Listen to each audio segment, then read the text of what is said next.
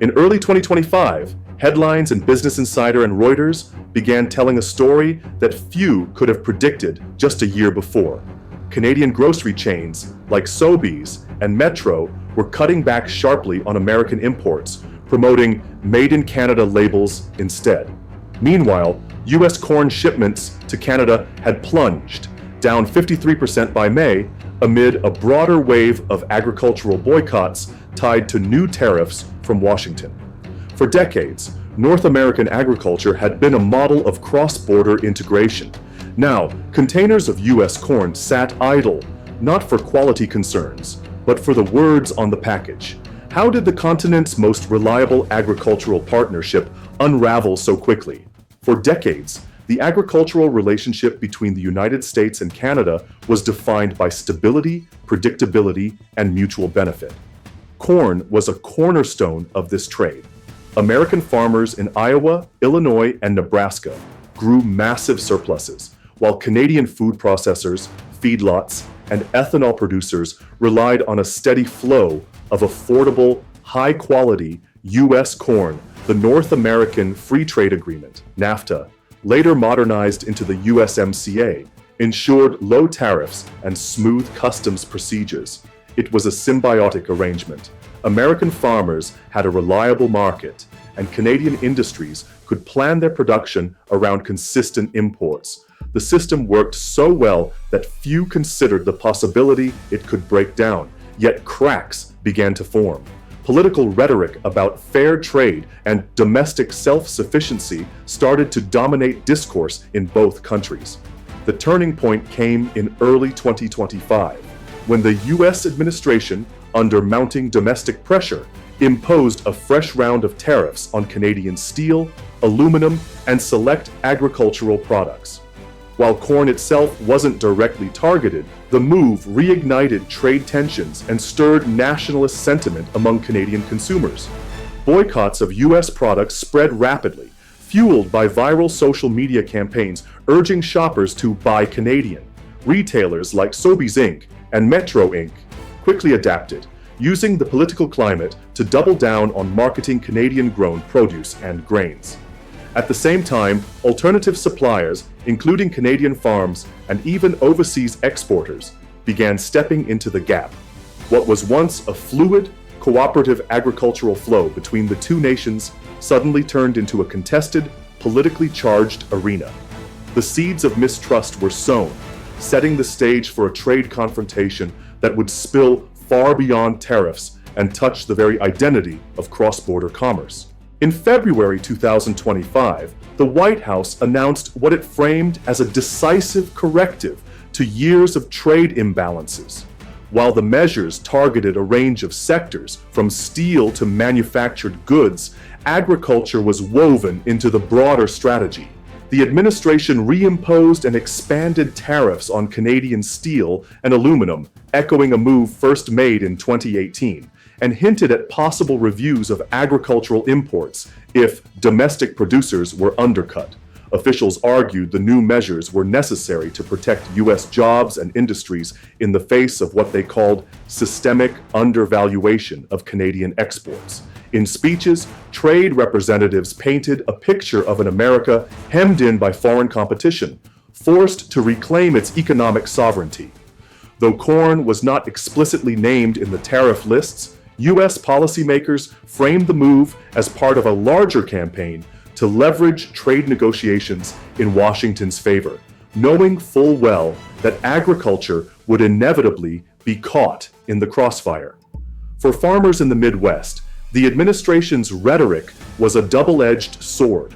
On one hand, they were told this was about defending their livelihoods from cheap imports. On the other, many knew their largest customers, Canada and Mexico, were also their closest neighbors. As the policy rolled out, agricultural trade groups began warning of inevitable retaliation from Ottawa. By March, reports began filtering in from agricultural exporters. Orders from Canadian buyers were quietly being postponed or cancelled. Shipments that would normally clear customs in a matter of hours faced additional inspection delays. Some traders reported that contracts were being renegotiated in favor of Canadian-grown alternatives, even when those alternatives came at a higher cost. Compounding the problem, the administration doubled down on a Made in USA branding campaign, urging domestic producers to proudly label their exports. For many Canadian buyers, that label, once a mark of quality, became a political flashpoint. On social media, images of US-labeled corn packages were shared alongside calls for boycotts, turning what had been a marketing asset into a liability. By April, US corn exporters had a clearer picture. Their shipments to Canada were in free fall. According to Farm Policy News, by May 2025, exports of US corn to Canada had dropped 53% compared to the previous year. This was not a slow decline, it was a cliff. The administration, however, remained firm. Officials claimed the temporary disruptions were a necessary price to secure a better, fairer deal in future negotiations. But for the farmers watching their bins fill with unsold corn, temporary felt like a dangerous gamble. If Washington's approach was designed to pressure Canada into concessions, Ottawa's reply was swift and unapologetic. Within weeks of the US tariffs, Canadian officials reaffirmed their commitment to defending domestic industries and announced a series of countermeasures. While they avoided direct tariffs on US corn, perhaps to maintain room for negotiation, they did something arguably more damaging in the short term. They fueled and legitimized a consumer-led boycott. The federal government launched Canada First campaigns, emphasizing food security and the economic importance of buying local. Provinces like Ontario and Quebec rolled out subsidies and promotional grants to encourage retailers to source from Canadian farmers. Major grocery chains saw both a political and commercial opportunity. Sobeys Inc., Metro Inc., and even Costco Canada began advertising Canadian-grown corn, grain, and other staples more prominently, sometimes placing them side by side with imported US products and highlighting the origin in bold lettering. In-store signage often framed the choice as one between supporting Canadian jobs or sending dollars south. The strategy worked. According to retail analysts, domestic corn sales in Canada surged by double digits in April and May, while US imports slumped. Even Canadian food processors, traditionally loyal to US suppliers for their scale and consistency, began exploring long-term contracts with Canadian farms.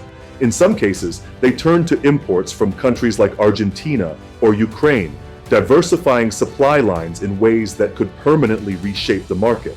Canada also took steps to replace US supply in areas beyond corn. Wheat, soybeans, and poultry sourcing were adjusted to reduce reliance on American farms. This was not just a matter of economics. It became a symbolic assertion of independence in the face of perceived US trade aggression.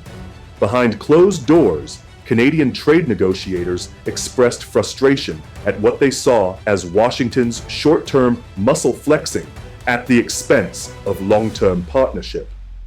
Publicly, however, officials maintained a careful tone, framing the shift as consumer choice rather than outright retaliation. The political calculation was clear. Avoid escalating into a formal trade war while letting market forces deliver the message. The cultural impact was just as significant. In Canadian media, opinion columns and TV panels debated whether it was finally time to wean off US agriculture. Hashtags like #BuyCanadian and #LocalFirst trended for weeks. For many Canadians, the boycott wasn't just about tariffs, it was about asserting national identity in an era of renewed economic nationalism. By early summer, Canadian sourcing patterns had shifted enough to raise alarms in US farm states. Even if relations thawed, there was a growing recognition that Canada might never fully return to pre-2025 import levels. Once domestic supply chains are built, they are not easily dismantled. By mid-2025, both nations found themselves locked in a quiet but costly standoff. The United States had made no move to roll back tariffs, insisting that Canada come to the table on a broader trade package. Canada, while not escalating with direct tariffs on US corn, had entrenched its market shift toward domestic and alternative suppliers. For US farmers, the reality was grim.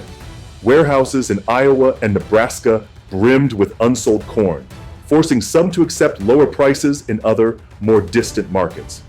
Canada, meanwhile, faced higher logistical costs as it scrambled to diversify imports. But those costs were politically palatable compared to appearing to bow to U.S. pressure. Diplomatic channels remained open but strained. Negotiators traded talking points about mutual benefit and regional stability. Yet neither side seemed willing to make the first, substantive concession. Each government faced domestic political pressure to hold the line. The stalemate was not dramatic. There were no fiery speeches at the UN or mass protests at border crossings, but it was profound in its implications. What had been one of the most seamless agricultural relationships in the world was now a test case in how quickly political decisions can override decades of integration. The question hanging over both capitals was the same. In an era of shifting alliances and rising nationalism, could the US and Canada rebuild the trust that once made their agricultural partnership the envy of the world? In the small farming community of Chatham-Kent, Ontario, often referred to as the corn capital of Canada, the boycott created both opportunity and strain. On the surface, local farmers celebrated as major grocery chains began replacing American shipments with domestic harvests. Orders from Sobeys and Metro surged, and for the first time in years, Canadian corn commanded a price premium in domestic markets. Yet behind the optimism lay a more complex reality. Canada's corn-growing capacity, while significant, was never designed to replace more than half of its imports overnight. The sudden spike in demand stretched supply chains thin. Farmers scrambled to source additional seed, hire seasonal labor, and secure transport. Some ended up overextending credit, betting that the political climate and the new demand would hold long enough to cover the extra costs. The processing industry faced its own challenges. Ethanol plants, feed mills, and packaged food manufacturers that had relied on the consistent scale and price of U.S. imports found themselves juggling variable supply and higher input costs. According to industry estimates, the shift added 8 to 12% to production expenses for certain corn-based products in spring 2025. These costs trickled down to consumers, showing up in higher prices for everything from breakfast cereal to poultry feed. Moreover, diversification away from U.S. corn brought geopolitical risks. Some processors began importing from Ukraine, which, despite offering competitive prices, faced its own production volatility due to ongoing regional instability. Others looked to Argentina and Brazil, incurring longer shipping times and higher freight costs. While public sentiment largely favored the boycott, cracks in consensus began to appear. Restaurant owners and food manufacturers quietly voiced concerns about input costs. Provincial agricultural boards warned that domestic supply might not keep pace if the 2025 growing season faced weather disruptions. By summer, it was clear that the shift had strengthened Canadian agriculture's profile, but at the price of higher consumer costs, operational uncertainty, and a growing dependence on far-flung suppliers. South of the border, in places like Davenport, Iowa, the boycott landed like a gut punch. Corn bins that would have been emptied by steady Canadian demand were instead filling to capacity. Farmers already contending with volatile global prices now faced the prospect of selling into a glutted domestic market. The price per bushel dipped below break-even levels for many operations, forcing some to delay equipment upgrades or cut back on seasonal hires. Exporters and logistics firms felt the shockwave as well. Trucking companies that specialized in cross-border agricultural transport reported significant drops in business. One mid-sized logistics operator in Minnesota saw a 40% decline in Canada-bound freight by May 2025, forcing layoffs and route consolidations. Ethanol producers in the U.S. Midwest, who relied on high-volume corn sales to Canada's fuel blending sector, also saw contracts dry up. The lost market share was not easily replaced. While Asian and Middle Eastern markets offered some opportunities, the additional shipping distances and competitive bids from Brazil made these deals less profitable. The political fallout was immediate in farm states. Senators and representatives from both parties began pressuring the administration to reconsider its approach. Farm bureaus issued statements warning that prolonged loss of the Canadian market could cause structural harm to the U.S. corn industry. Yet Washington, focused on the broader geopolitical chessboard, was reluctant to appear weak in trade negotiations. For American farmers, the boycott was not just about lost sales.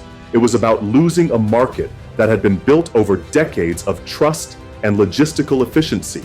Canada's pivot to domestic and alternative suppliers introduced a new reality. Even if political relations thawed, those lost contracts might never fully return.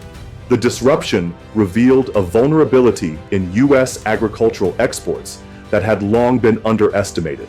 The risk that political decisions, rather than crop yields or global demand, could be the decisive factor in a farmer's livelihood. By late 2025, the U.S. and Canada stood at a critical juncture. What began as a calculated trade maneuver had hardened into a structural shift in North American agriculture. Canada had proven it could reduce reliance on U.S. corn, albeit at a cost, while the U.S. learned that even its closest neighbor could pivot away when political trust eroded. Neither side could claim victory without admitting to real losses: economic, political, and relational. The once seamless corn trade was now a case study in how fragile interdependence can be when national pride and domestic politics collide. The question is no longer whether the trade will resume, but whether the old trust can ever be rebuilt. And if it can't, what replaces it? Will leaders on both sides choose reconciliation or let economic nationalism redraw the map of North American agriculture? Like this video, share your thoughts in the comments, and don't forget to subscribe to our channel.